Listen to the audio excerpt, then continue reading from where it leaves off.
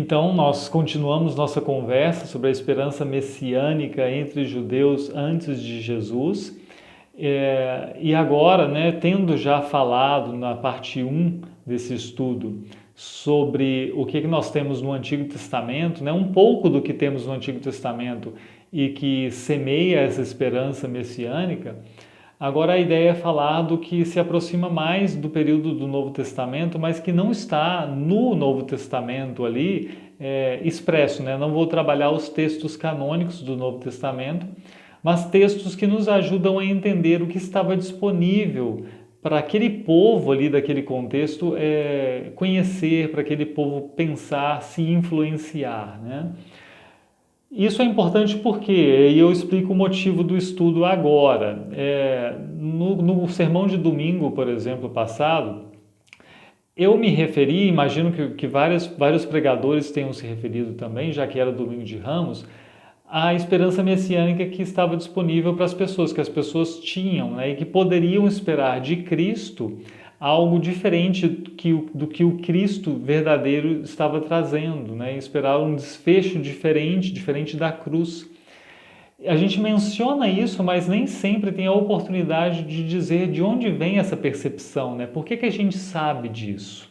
Né? E a gente sabe disso não somente por uma leitura do Novo Testamento e o que parece a partir da leitura do Novo Testamento, mas também porque nós temos outros elementos e outros textos que ajudam a entender o que estava acontecendo.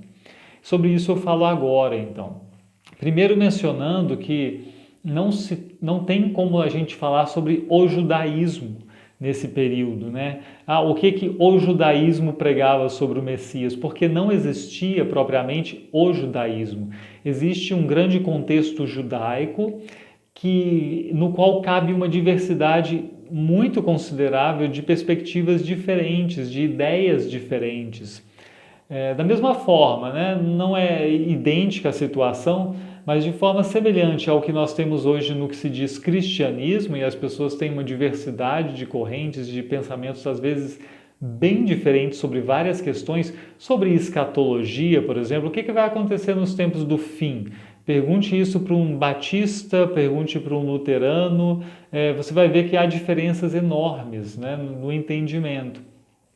Da mesma forma, os judeus não estavam organizados sob uma religião homogênea, simplesmente. Havia diversas formas de expressar o ser judeu e de entender as promessas de Deus e entender o relacionamento com a palavra de Deus, né, e na vida, inclusive.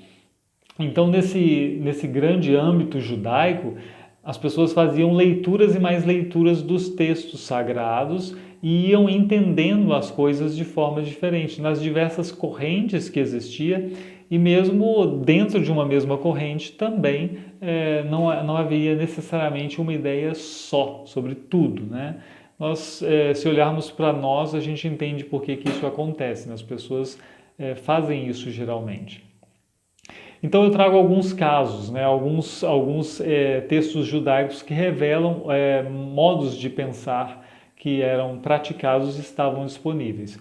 Primeiro eu menciono Filon de Alexandria, que é um contemporâneo de Jesus já. Filon nasce um pouco antes do nascimento de Cristo e morre um pouco depois da morte e ressurreição de Cristo. Filon de Alexandria deve ter morrido na década de 40 depois de Cristo. Ele vive todo esse período, então, mas não ali na Judéia e Galiléia, ele vive em Alexandria, ele visita Jerusalém, obviamente, mas ele mora em Alexandria, no Egito. E ele é um exegeta da Torá, né? Ele escreve uma série de comentários sobre a Torá, ele reescreve livros da Bíblia contando a seu modo, né? Com mais informações de alguma tradição.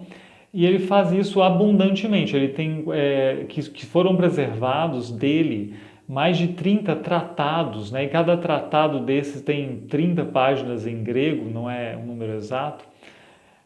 E aí a questão ele fala de uma esperança messiânica, ele se refere a uma esperança messiânica praticamente só uma vez em uma página de todos esses tratados, de todas essas páginas que ele escreveu de interpretação da Torá, de comentário, ele praticamente não fala de Messias, não fala da vinda de ninguém.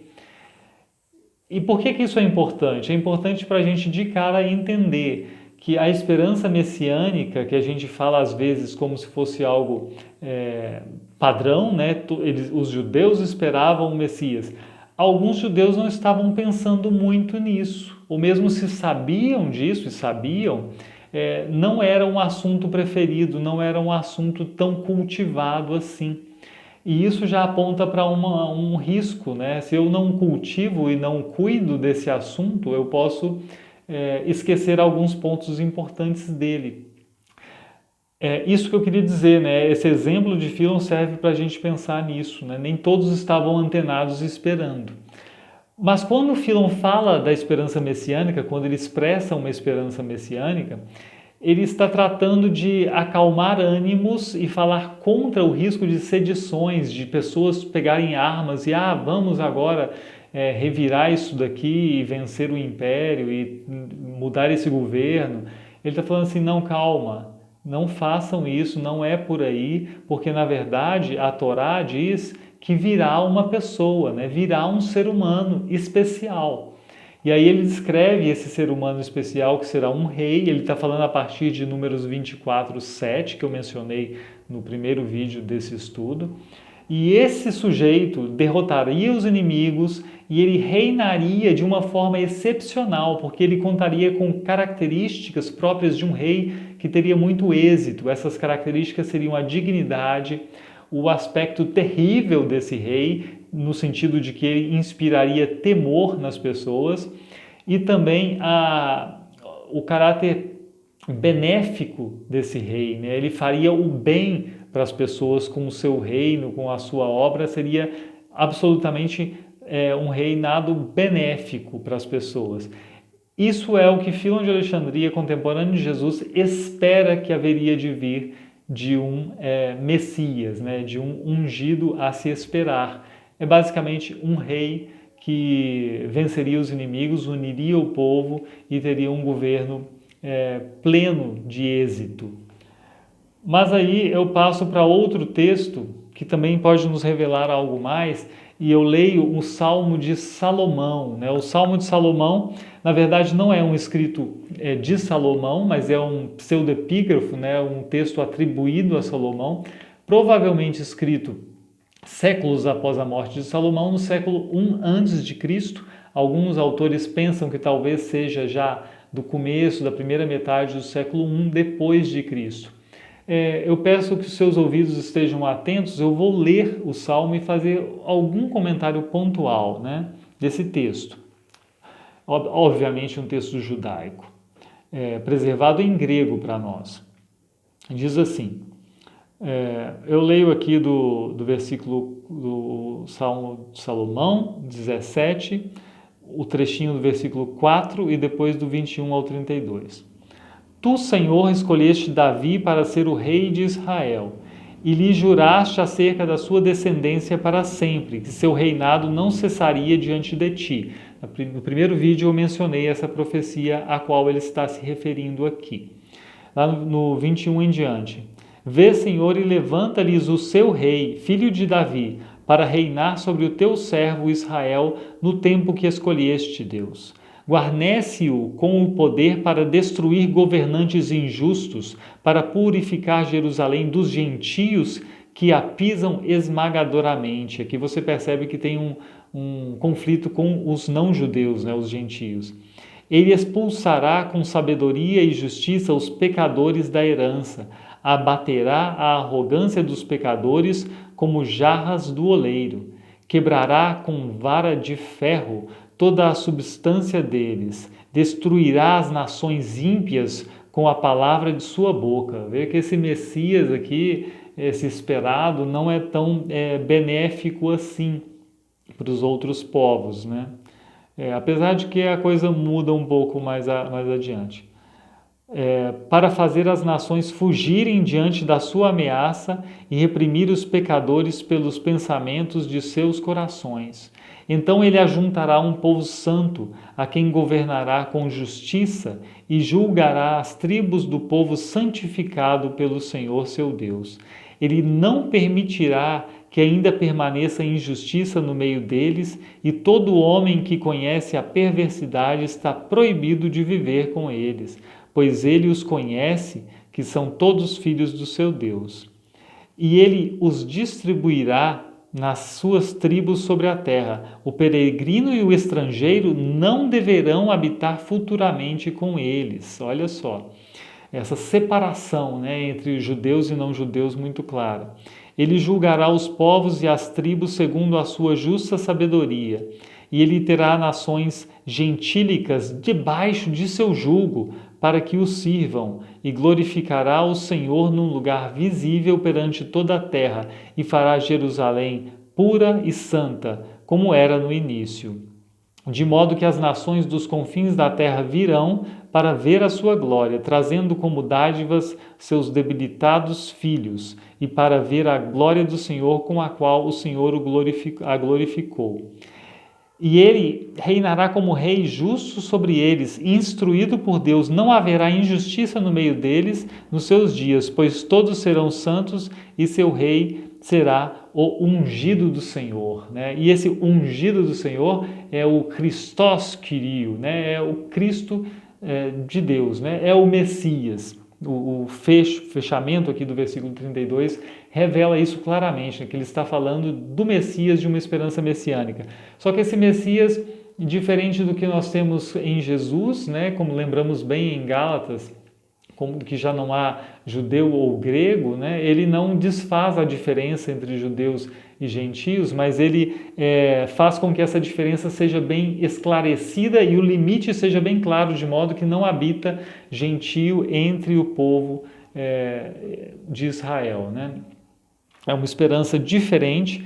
Lembra a de Fílon, né? Desse rei, né? Desse rei extraordinariamente perfeito, e de um reino que é totalmente exitoso. Então, isso aqui era disponível para o povo pensar, né? A gente tem que ter isso muito claro. As pessoas conheciam esse tipo de esperança e viviam dessa esperança.